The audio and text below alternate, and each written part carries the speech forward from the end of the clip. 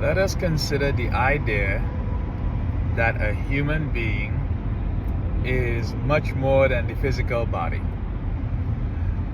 There is a lot of evidence for this, but it is not common. It is not a common thing that we integrate into our language and the way we do business and the way we coach and teach. But it is important in many regards for us to be aware of this. It has to be a knowledge.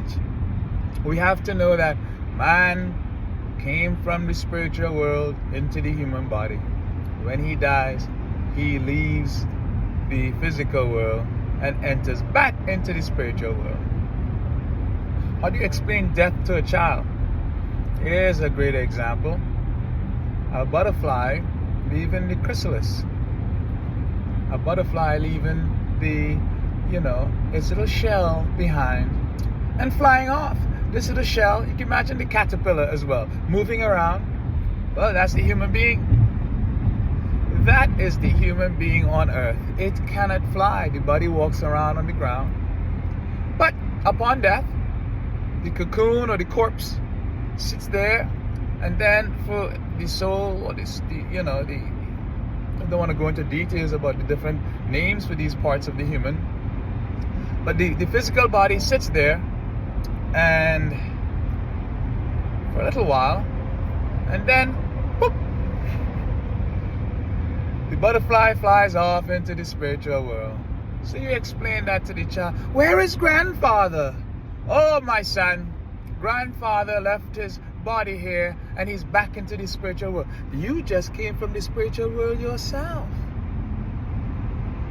What is evidence that you emerged from a spiritual world and that you had previous lives?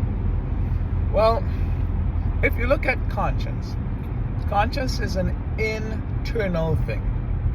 We have very different levels of conscience. There could be kleptomaniacs who justify stealing. Well, I don't have anything. I should be able to take other people's things. What? No, that's not a reason to steal stuff. I feel justified. I have no guilt. Oh. Whereas another person feels the opposite. I feel that I should share everything I have with everybody. Why is that? Well, I feel like I belong to the whole universe, and everything that is mine should be used for the benefit, the evolution of the planet and mankind and so on. Two different internal feelings about the world that a person lives in. And this is evidence that we have worked on ourselves in previous lives.